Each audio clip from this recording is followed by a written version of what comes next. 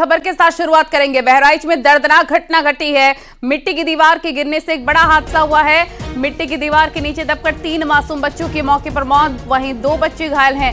हादसा बच्चों के खेलते वक्त हुआ।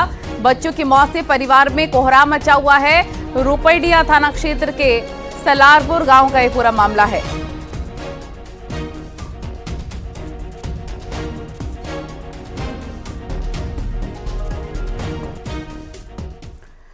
प्रयागराज में उमेशपाल हत्याकांड के आरोपियों में शुमार 5 लाख के नामी शूटर अरमान के घर की कुर्की की गई है। हत्याकांड के बाद से ही अरमान फरार चल रहा है।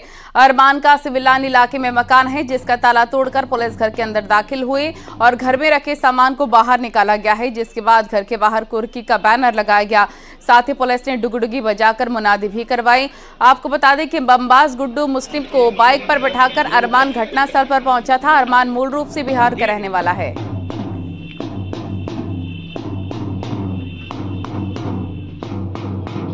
उमेशपाल शूटआउट केस में आज पुलिस अरमान के घर पर कार्रवाई कर रही है। अरमान फरार शूटर है और उस पर 5 लाख का इनाम घोषित है और ये उसका कमरा है जहां पर पुलिस कुर्की कार्रवाई करने के लिए दाखिल हुई। आप देखिए कि सारा सामान बिखरा हुआ है।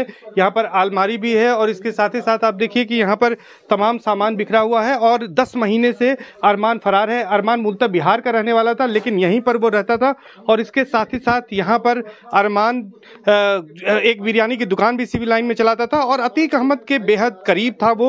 चूंकि अतीक अहमद के जेल जाने के बाद उनकी पत्नी शाइस्ता परवीन के साये की तरह वो रह रहा था और उनकी सिक्योरिटी में कई वीडियो में भी वो नजर आया था। 50,000 की इनामी अतीक की पत्नी शाइस्ता परवीन, अशरफ की पत्नी यहाँ पर जैनब फातिमा और अतीक की बहन आयशा नूरी के खिलाफ ये नोटिस जारी की गई थी और उसी के तहत ये कार्रवाई कुर्की की हो रही है। और आज जो बड़ी कुर्की की कार्रवाई हो रही है वो कुर्की की कार्रवाई यहाँ पर की जा रही है अरमान के घर पर। तो अरमान के घर को ताला तोड़कर पुलिस दाखिल हुई है कोर्ट के आदेश के बाद और उसी के क्रम में यहाँ पर कुर्की की कार्रवाई को अंजाम दिया जा रहा है।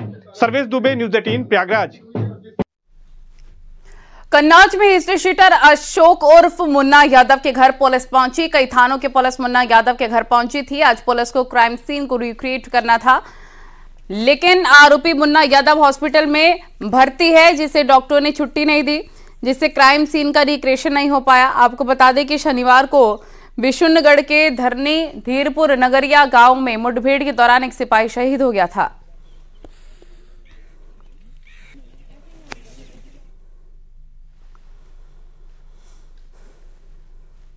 आजमगढ़ में पुलिस और लुटेरों के बीच मुठभेड़ हो गई है। पुलिस ने मुठभेड़ में लूटपाट के 2 आरोपियों को गिरफ्तार किया। मुठभेड़ के दौरान दोनों बदमाशों के दाहिने पैर में गोली लगी। घायल बदमाशों की पहचान नीरज पाल और वसीम के रूप में हुई है। एक दिन पहले इस घटना के एक आरोपी नीतीश यादव को गिरफ्तार किया जा चुका है। इस मामले में अभी एक आरोपी फरार चल रहा है, जिसे जल्द गिरफ्तार करने की बात पुलिस कह रही है। आरोपी के कब्जे से लूट की बाइक, 2 तमंचा बरामद हो गया है।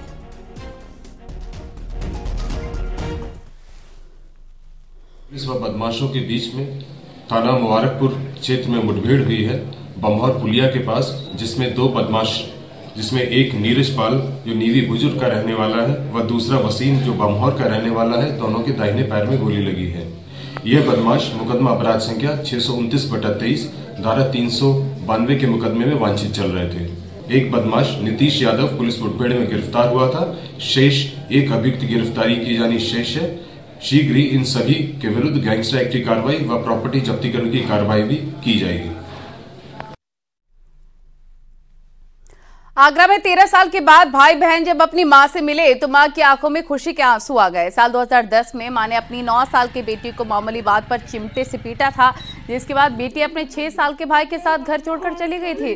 दोनों आगरा कैंट रेलवे स्टेशन पहुंचे और ट्रेन से मेरठ आ गए, जहां पर उन्हें जीआरपी ने पकड़ लिया और बिलासपुर का बताकर मेरठ चाइल्ड लाइन के सदस्यों को सौंप दिया था, जहां से बाल कल्याण समिति के आदेश पर 18 जून 2010 को सुभारतीकरण आश्रम में भेज दिया गया था। 13 साल बाद अब जाकर 2 हफ्ते पहले चाइल्ड राइट एक्टिविस्ट नरेश पारस से बेंगलुरु के एक युवक ने संपर्क किया और बताया कि उसकी बहन गुड़गांव में है। उसे पूरा पता अपने घर का जानना है, लेकिन पता याद नहीं है। चाइल्ड राइट एक्टिविस्ट नरेश पारस ने पुलिस की मदद से दोनों भाई बहन के घर का पता कर उसके घर पहुंचा दिया। मां पिता को पहले से खबर दे दी गई थी। फूल और मिठाई लेकर परिवार ने स्वागत किया और 13 साल बाद मिलने पर अपने बेटे बेटी को गले लगाकर खूब रोए।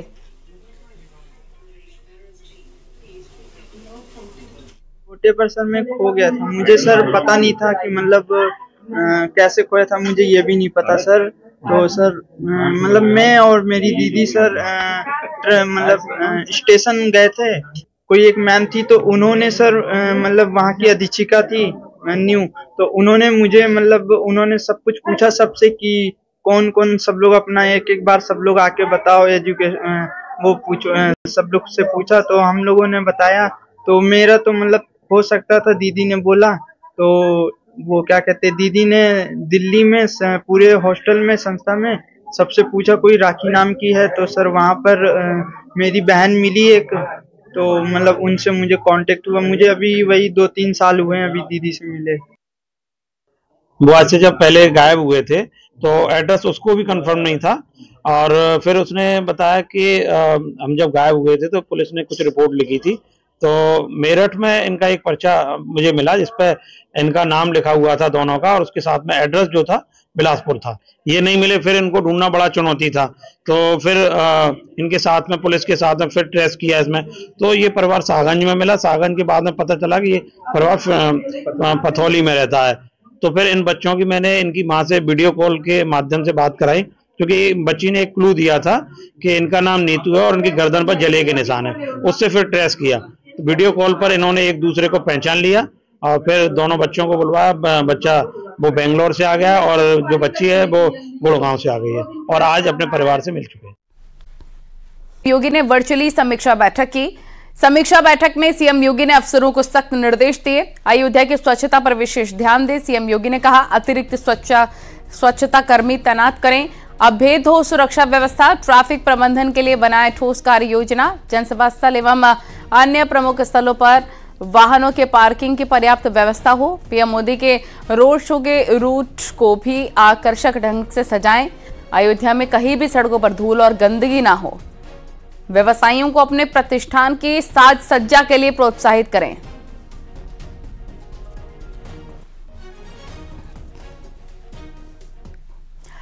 देश भर में राम मंदिर को लेकर उत्साह देखने को मिल रहा है। मंदिर की दूसरी मंजिल का काम भी तेजी के साथ चल रहा है। दूसरी तरफ भगवान राम के ससुराल जनकपुर में भी उत्साह काफी ज्यादा है।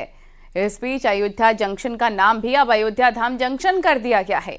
प्राण प्रतिष्ठा कार्यक्रम को लेकर अयोध्या में सुरक्षा सख्त कर दी गई है। इसके साथ ही पवित्र नदियों का जल लाने के लिए अक्षय पात्र यात्रा भी ऋषिकेश पहुंच गई है।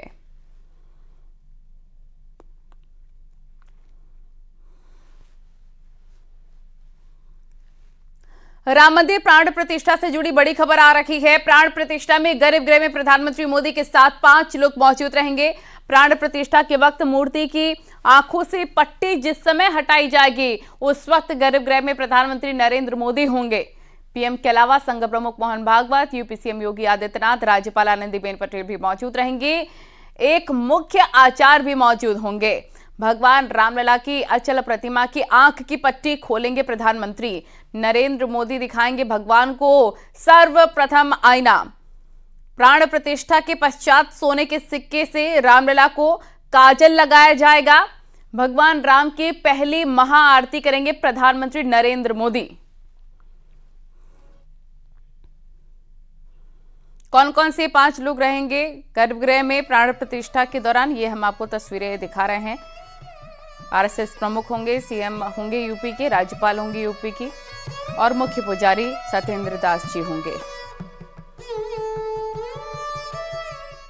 कार्यक्रम यह है कि प्राण प्रतिष्ठा जो है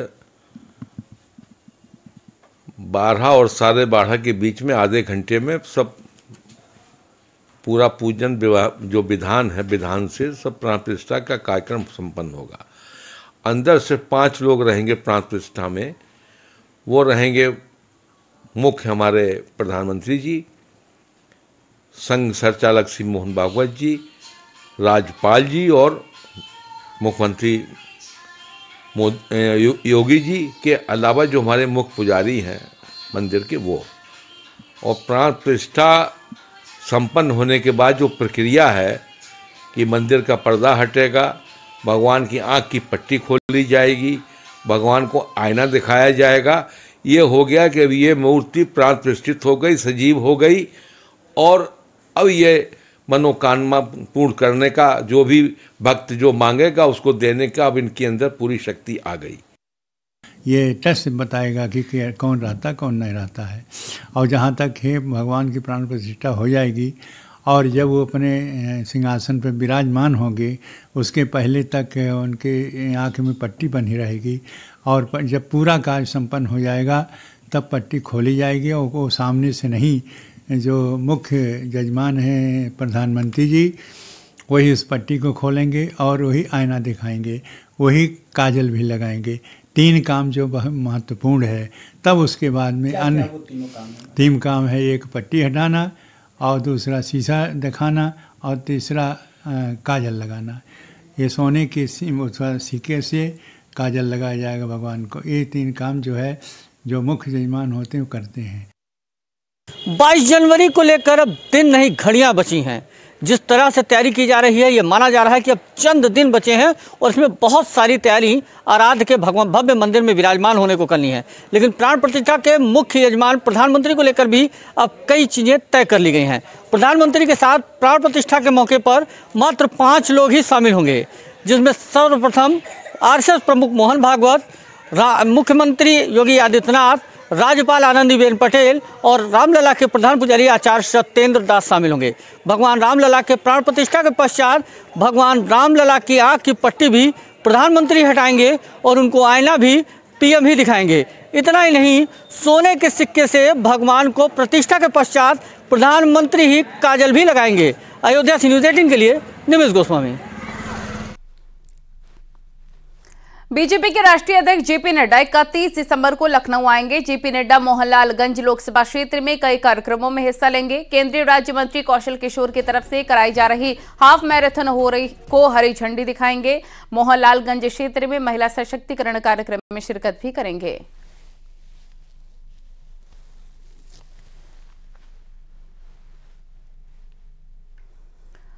और कुशीनगर से बड़ी खबर, धर्म पर बयानबाजी पर बोले स्वामी प्रसाद। अखिलेश की नसीहत के बाद स्वामी का यू टर्न। अखिलेश जी जो कह रहे हैं सही कह रहे हैं, सबके बयान व्यक्तिगत होते हैं। स्वामी मौर्य की तरफ से कहा गया मेरा बयान व्यक्तिगत ही है, स्वामी प्रसाद मौर्य की तरफ से सफाई दी गई। जिन्हें जो भी कहा वो सही कहा, विचार तो व्यक्तिगत होते ही होते हैं। जिन्हें जो भी कहा वो सही कहा, विचार तो व्यक्तिगत होते ही होते हैं। लोकसभा चुनाव 2024 से पहले बीएसपी को एक बड़ा झटका लग सकता है। आजमगढ़ के लालगंज से सांसद संगीता आजाद और पूर्व विधायक पप्पू आजाद बीजेपी का दामन थाम सकते हैं। दिल्ली में बीएसपी सांसद संगीता आजाद और पूर्व विधायक पप्पू आजाद ने पीएम मोदी से मुलाकात की। विधानसभा चुनाव में मिले करारी हार के बाद से बीएसपी के पूर्व विधायक और सांसद ने अपनी गाड़ी से बीएसपी का झंडा उतार लिया था। पिछले 6 महीने से दोनों के बीजेपी में शामिल होने की कयास लगाए जा रहे हैं। आरएसएस की मीटिंग में भी पूर्व विधायक और सांसद शामिल भी हो चुके हैं। भारतीय जनता पार्टी की जो स्थिति है और जिस तरह से जनता का समर्थन मिला है, जिस तरह से 3 राज्यों में हमारी सरकारें बन रही है, उस तरह से बहुत से ऐसे लोग हैं जो भारतीय जनता पार्टी से जुड़ना चाहते हैं और हम ऐसे हर व्यक्ति का स्वागत करना चाहते हैं। मथुरा के वृंदावन स्थित शोध संस्थान में ऑपरेशन जागृति के तहत कार्यशाला का आयोजन किया गया है, जिसमें कि महिलाओं और लड़कियों को जागरूक किया गया। वर्कशॉप में पारिवारिक और जमीनी मुकदमों में बालिकाओं को आगे करके झूठे मुकदमों से बचने के लिए जागरूक किया गया। ऑपरेशन जागृति के 55वें दिन सांसद हेमा मालिनी इस अभियान से जुड़ी। कार्यक्रम में हेमा मालिनी ने मौजूद लोगों को फिल्म शोले और सीता गीते में निभाए गए अपने अभिनय की कहानी सुनाकर जागरूक करने की कोशिश की। आगरा जोन की अपर पुलिस महानिदेशक अनुपम कुलश्रेष्ठ भी वर्कशॉप में मौजूद थे। और मुझे यहाँ पे आज मैं एक मुख्य अतिथि के रूप में आकर मुझे भी मालूम पड़ा कि हमारे मथुरा के अंदर भी कितना प्रॉब्लम्स है। ये छोटी बच्चियाँ जो है, छात्राएं हैं जो स्कूल के पढ़ने वाली लड़कियाँ, जो उनका किसी लड़कों के साथ संबंध होता है तो घर छोड़ के भाग जाते हैं। प्लस साइबर क्राइम जो होता है उससे भी बचाने के लिए बच्चों को, महिलाओं को खास तौर पर और एफआईआर दर्ज करते हैं जिसपे महिलाओं का आगे रखकर वो सब कराया जाता है, विच इज ऑल रॉन्ग, गलत काम करते हैं। उसमें से कैसे बच्चों को और महिलाओं को बचाया जाए इन सब चीजों से, ये जागरूकता लाने के लिए ये कार्यक्रम बनाया है। जी, ऑपरेशन जागृति 1 नवंबर को स्टार्ट किया था और आज ये 57 दिन हो गए हैं ऑपरेशन जागृति के। 25 दिसंबर तक के जो हमने आंकड़े पूरे जोन के देखे हैं उसमें महिला संबंधी अपराध में करीब 22% की गिरावट आई है और ये काफी तेजी से जो महिला संबंधी अपराध हैं इनमें गिरावट आ रही है। और सबसे इम्पोर्टेंट ये है कि सोशल बिहेवियर चेंज भी हम देख रहे हैं, जो तब्दीलियां देख। उन्नाव में सरिया चोरी की घटना सीसीटीवी कैमरे में रिकॉर्ड हो गई है, जहां रात के अंधेरे में दुकान से लाखों की सरिया चोरी करके आरोपी फरार हो गए। पीड़ित दुकानदार ने इसकी शिकायत पुलिस से की है, जिसके बाद पुलिस ने सीसीटीवी के आधार पर जांच शुरू कर दी। सदर कोतवाली के कब्बा खेड़ा स्थित बालाजी ट्रेडर्स का ये पूरा मामला है।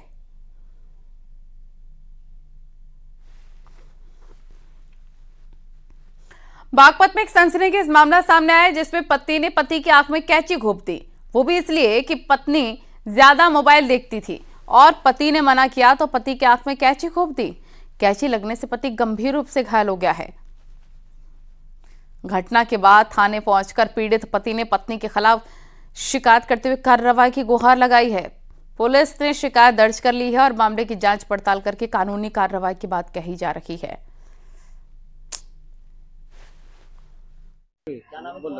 मेरा नाम अंकित है जी। ये 24-25 तारीख की घटना है जी। मोबाइल का परवाह रात हुई जी। मैं अपने घर पे, मेरी घरवाली ने मुझे खींचा और आँख में चक्कू घोंप दिया, कंची घोंप दिया जी। मोबाइल के ऊपर झगड़ा हुआ था जी। पुलिस से शिकायत मैंने डर के मारू नहीं की जी। मेरे पहले भी चोट लगी हुई थी, इसकी वजह से मैंने शिकायत नहीं की कि कल मेरे पास कुछ हो जाए, मैं पुलिस वाले पे घर सीट से फिर जाए। मेरी शादी जी 2019 में हुई थी, नवंबर के महीने में, 11 नवंबर में।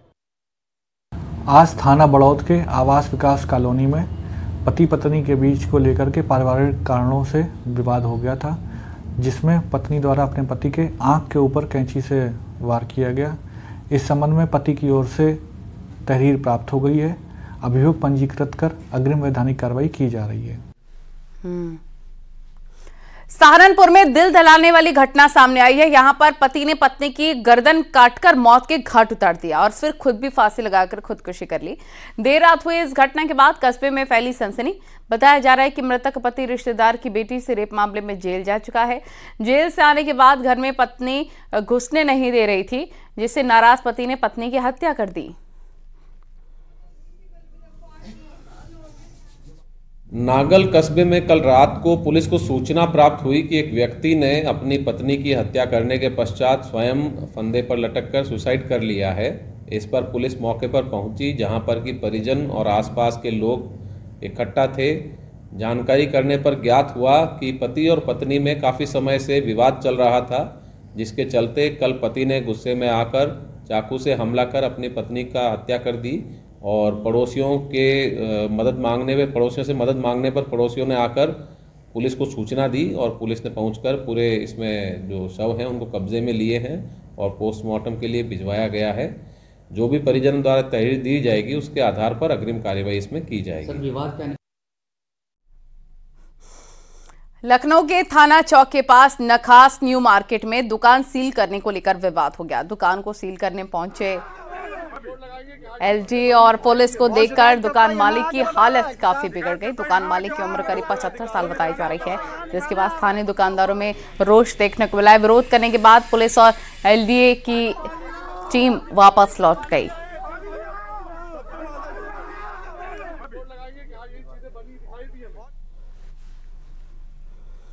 नए साल की तैयारियों को लेकर गौतम बुद्ध नगर पुलिस काफी ज्यादा अलर्ट हो गई है और पुलिस ने 24 हॉटस्पॉट चिन्हित कर लिए। खासतौर पर गार्डन गैलेरिया, सेक्टर 104, गाजीपुर गौर सिटी, सेक्टर 76, स्पेक्ट्रम मॉल और एडवांस से ज्यादा फोर्स का डिप्लॉयमेंट किया जाएगा। 3000 से ज्यादा पुलिसकर्मी नए साल की सुरक्षा में तैनात रहेंगे।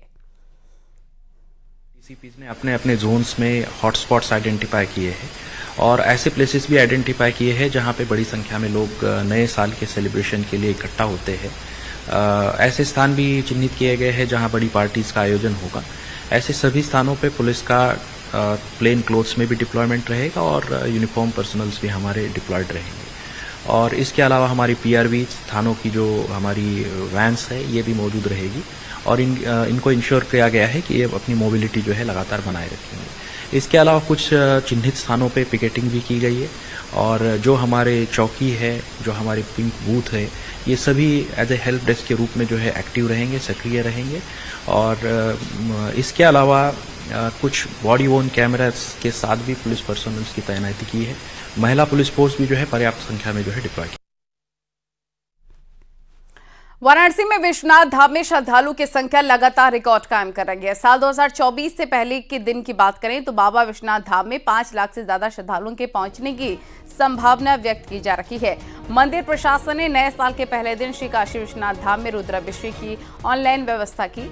ऑनलाइन टिकट की व्यवस्था की गई थी। उसे रेट पर 700 रुपए में श्रद्धालु 1 जनवरी को घर बैठे ऑनलाइन बाबा का रुद्राभिषेक कर आशीर्वाद प्राप्त कर सकते हैं। रुद्राभिषेक 4 टाइम स्लॉट में होंगे, 8 से 10 बजे तक सुबह, 10 से 12 बजे तक, दोपहर 2 से 4 बजे तक और शाम को 4 से 6 बजे तक। श्री काशी विश्वनाथ धाम में 1 तारीख जो वर्ष 2024 की प्रथम दिवस के अवसर पे श्रद्धालुओं को गत वर्ष के अगर तुलनात्मक रूप से देखें तो अधिक आने की संभावना है। उसकी हम लोगों ने तैयारियां भी कर रखी हैं। इस बार हम लोग और पूरा क्यू व्यवस्था और बाकी पेयजल और सब चीज़ों की व्यवस्था है। श्रद्धालुओं को दिशा सूचक भी लगाए जा रहे हैं ताकि किसी प्रकार की कोई व्यवस्था न फैले। इस बार हम लोग हालांकि हर बार करते हैं, इस बार थोड़ा और बृहद रूप से हम लोग ऑनलाइन रुद्राभिषेक का भी एक ऑप्शन रख रहे हैं कि जो श्रद्धालु प्रथम दिवस पर नहीं पहुंच रहा है और बाबा के दर्शन करना चाहते हैं वो आकर के बाबा के ऑनलाइन जुड़ करके बाबा के दर्शन कर सकते हैं। केंद्रीय मंत्री और सांसद स्मृति ईरानी अमेठी के दौरे पर हैं। अपने दौरे में स्मृति ईरानी ने दिव्यांगों को कृत्रिम उपकरण वितरित किए हैं। गौरीगंज के नवोदय विद्यालय में कार्यक्रम का आयोजन किया गया।